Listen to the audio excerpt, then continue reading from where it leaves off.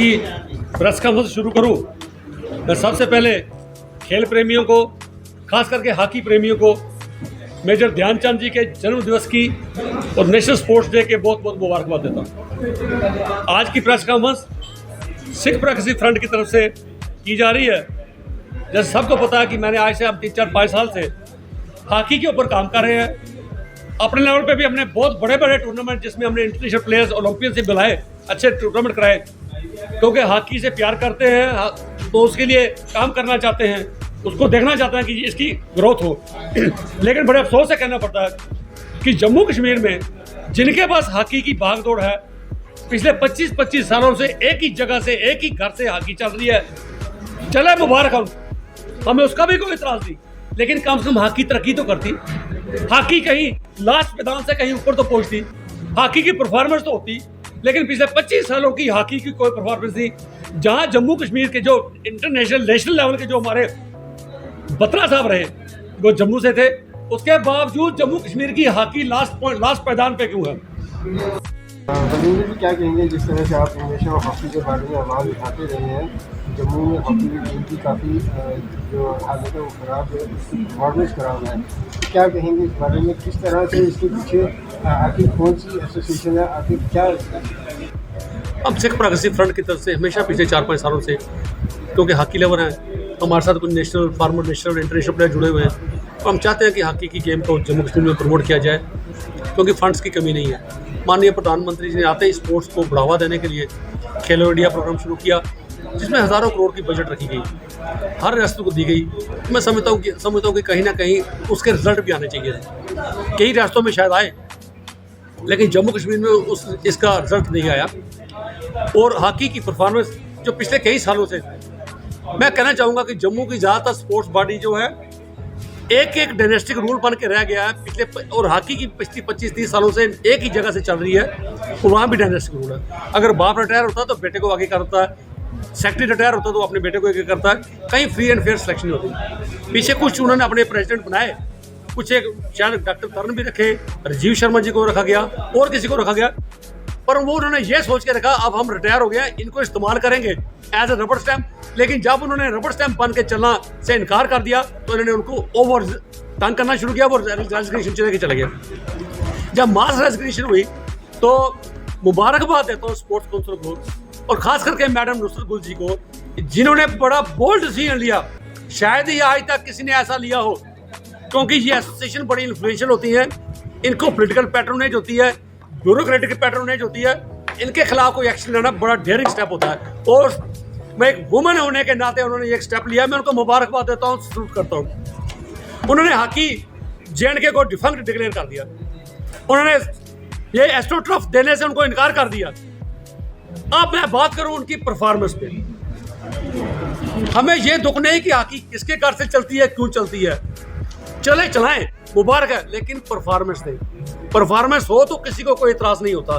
सवालिया, अगर बच्चे की स्कूल में परफॉर्मेंस होती है तो टीचर से सवालिया निशान नहीं उठता। अगर बच्चों की परफॉर्मेंस 0 होती है, बच्चे 3rd ग्रेड में पास होते हैं, तो टीचर पे सवाल जाता, उंगली उठती है।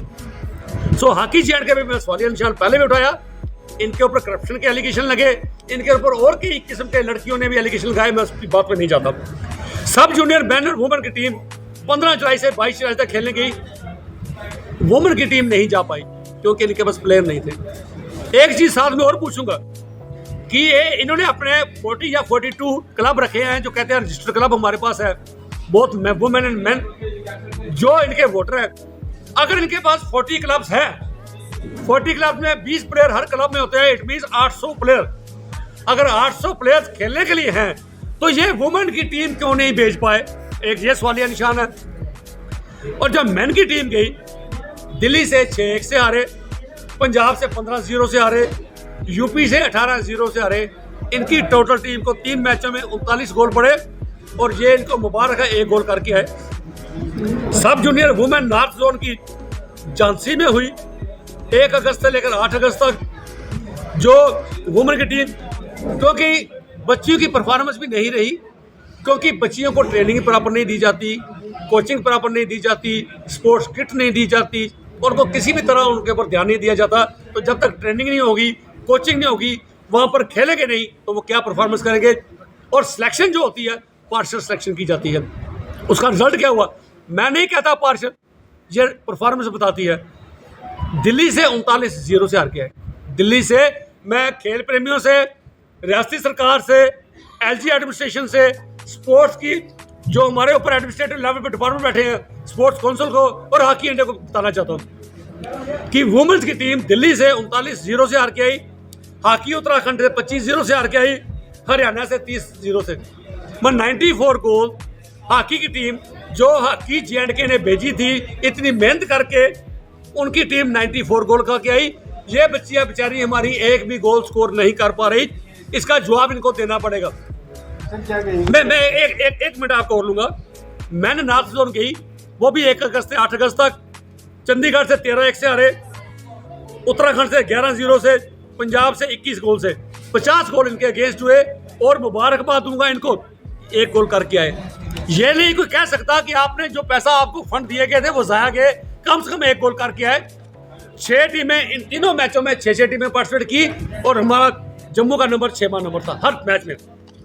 अब मैं ये दरख्वास्त करता हूँ एलजी एडमिनिस्ट्रेशन और स्पोर्ट्स को इमीडिएटली इंटरवीन करें। आज इस डेट में, प्रेजेंट डे में 2 कैंप चल रहे हैं सिलेक्शन।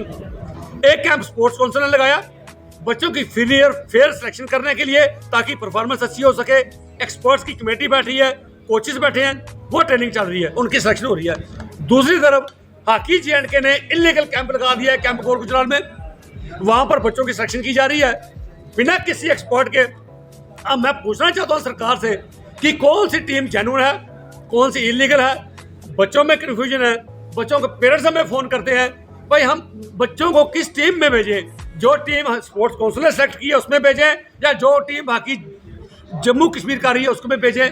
किस बच्चे को सर्टिफिकेट मिलेगा, कौन सा सर्टिफिकेट जेन्युइन होगा? अब मैं सरकार से दरख्वास्त करता हूँ, खास करके हॉकी इंडिया से, पहले तो उनकी पूरी टीम को, भोलानाथ सिंह जी को खास करके, दिलीप टर्की जी को, उनके ट्रेनर को, शेखर जी को, कि जब से वो आए उन्होंने पुरजोर मेहनत की और उनकी मेहनत से हमारी टीम ने को बुलंदियों में लेके उसकी परफॉर्मेंस को, तो बहुत देर के बाद ओलंपिक्स में पेरिस में एक मेडल लेके वहां से आए, जिससे पूरे हिंदुस्तानियों का सिर फख्र से उठा हुआ। मैं उनसे दरख्वास्त करता हूँ कि हॉकी J&K को, जिसको डिफंक्ट बॉडी डिक्लेयर किया गया है स्पोर्ट्स काउंसिल की तरफ से, आप भी इसे डिफंक्ट डिक्लेयर करके जम्मू कश्मीर में एक अडाक बॉडी बनाई जाए, जो जिसमें फार्मर नेशनल और इंटरनेशनल प्लेयर्स को इन्वॉल्व किया जाए, ताकि जम्मू कश्मीर में हॉकी की दशा सुधर सके। हर बार हम शर्मसार होते हैं, 15 टीमें पार्टिसिपेट करती है, इनका नंबर 15 होता है, 20 टीमें पार्टिसिपेट करती है, इनका नंबर 20 होता है। कभी हम भी तो देखें 6 में, आज से जब से ये नहीं थे, ये लोग जब से नहीं थे, तब से टीम हमारी कहीं ना कहीं सेमीफाइनल, क्वार्टर फाइनल तक पहुंची थी। आज ऐसा क्या हुआ? 25 सालों के से हॉकी के पास है, तो हम लास्ट नंबर पे क्यों आते हैं? ये सवालिया निशान है मेरा।